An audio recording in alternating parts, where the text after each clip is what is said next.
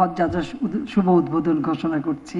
আমি এটুকু বলবো যে আজকে আমরা হজ ব্যবস্থাপনাকে প্রতিবারই যখনই যারা যাচ্ছেন যে কোনো সমস্যা হচ্ছে সেটাকে আরও উন্নত করার পদক্ষেপ নিচ্ছি।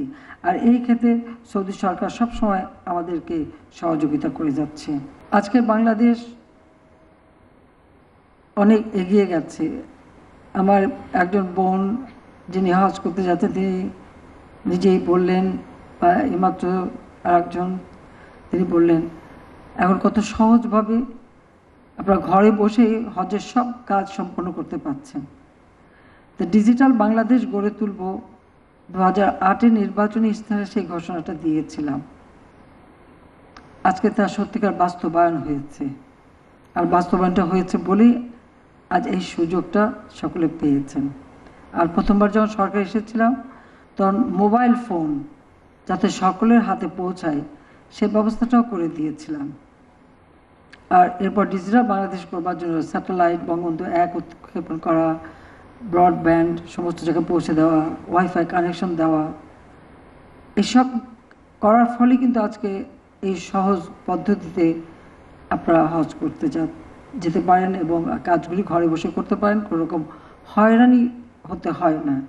আর তাছাড়া রেজিস্ট্রেশনের ব্যাপারটাও আমরা যাতে সরাসরি অনলাইনে রেজিস্ট্রেশন করা যায় সে ব্যবস্থাটাও করে দিয়েছি। এবং যারা নিজেরা কম্পিউটার ব্যবহার করবেন না, যেমন প্রত্যেকটা এলাকায় আমরা তো ডিজিটাল সেন্টার তৈরি করে দিয়েছি। এই ডিজিটাল সেন্টারে গেলে সেখানে বসেও কিন্তু রেজিস্ট্রেশন করা করতে পারেন, সে ব্যবস্থাটাও আমরা করে দিয়েছি সহজভাবেই। সেখান থেকে প্রায় 300 রকমের সেবা জনগণকে দেওয়া হচ্ছে। আধুনিক প্রযুক্তি আমাদের জন্য এই সুযোগটা সৃষ্টি করে দিচ্ছে।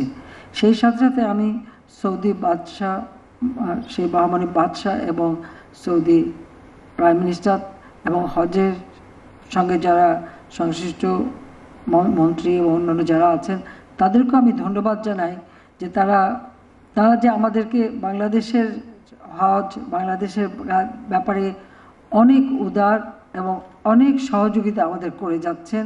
সেজন্য তাদেরকে আমি আন্তরিক ধন্যবাদ জানাচ্ছি, মোবারকবাদ জানাচ্ছি এবং তাদের জন্য আমি দোয়া করি।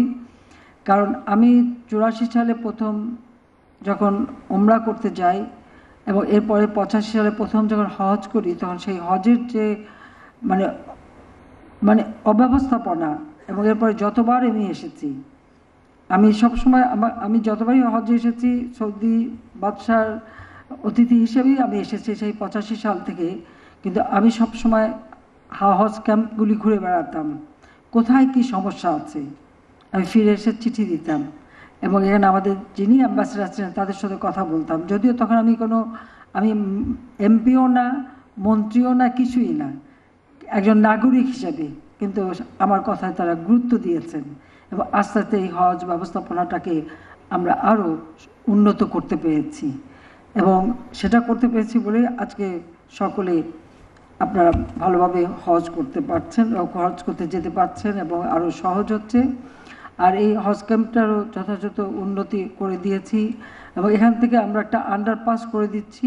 সেটা হচ্ছে এই হজ ক্যাম্প এবং সেই সাথে আমাদের রেল স্টেশন, বিমানবন্দর রেল স্টেশন যেটা আছে, এই রেল স্টেশন এবং হজ ক্যাম্পের সাথে বিমানবন্দরের যোগাযোগটা এটা আন্ডারপাস দিয়েই হবে। খুব সহজে আপনারা পৌঁছে যেতে পারবেন, মালপত্র নিয়ে যাওয়া যাবে সে ব্যবস্থাও করা হচ্ছে। এখানে পায়ে হেঁটে যাওয়ার দরকার হবে না, তার জন্য আমরা বিশেষ ব্যবস্থা করে দিচ্ছি। এখানে সোজা এসকেলেটর থাকবে, তাছাড়া আপনার ওই গল্ফ কার্টের মধ্যে ওর ধরনের গাড়ি থাকবে ব্যাটারি চালিত, সেখানে নিয়ে পৌঁছে দেবে এবং একদিকে রাস্তা পারাপার, অপরদিকে আপনি বিমানবন্দর, এটা দুটো জায়গায় যাওয়া যায় সেই ব্যবস্থাটা আমরা করে দিচ্ছি। পাশাপাশি আমাদের সারা বাংলাদেশে আমরা রেলওয়ে নেটওয়ার্ক গড়ে তুলেছি। কাজেই রেলে এসে এখানে স্টেশনে নেমে সরাসরি কিন্তু বিমানবন্দরে চলে যাওয়া যাবে।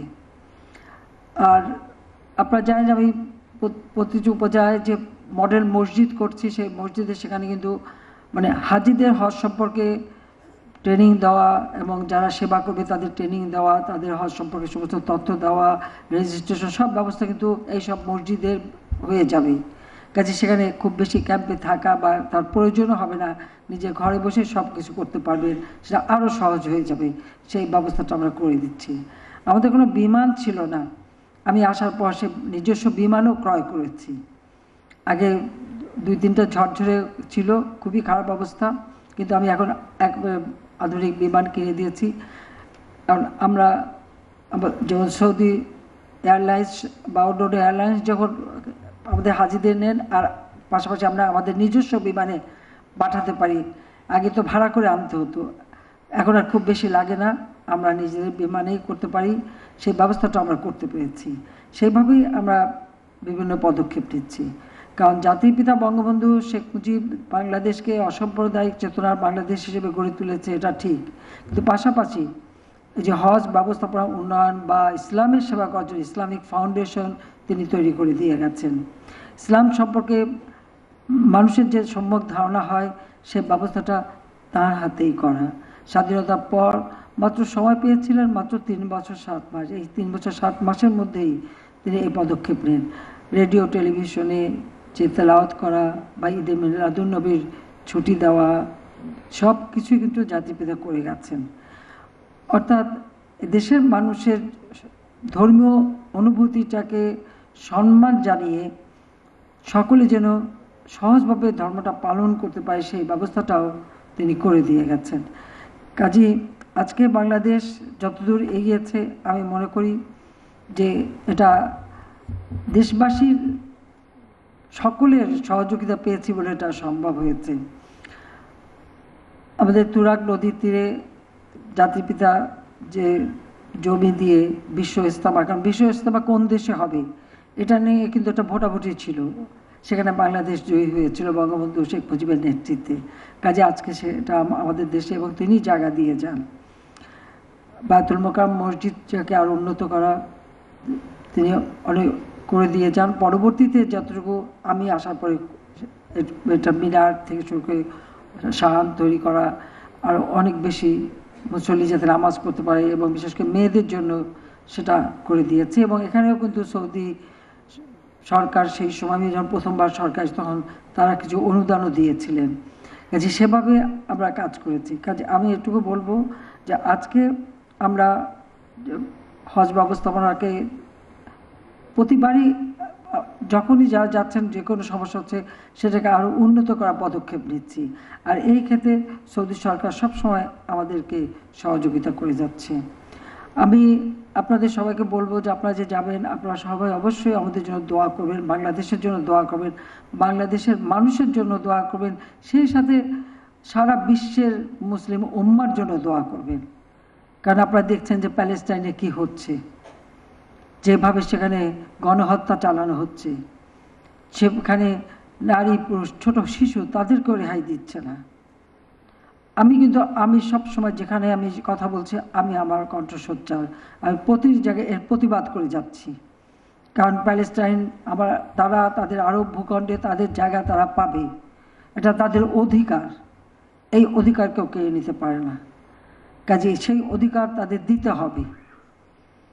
আজকে যদি আমাদের সকল মুসলিম কান্ট্রিগুলি এক হয়ে একযোগে কাজ করতে পারত, তাহলে আরও আমরা এ ব্যাপারে অনেক অগ্রগামী হতে পারতাম। এবং আমি ওআইসি ভুক্ত দেশগুলির মধ্যে আমি একমাত্র বোন। আমি বলছি যে আমি তো একমাত্র বোন আছি।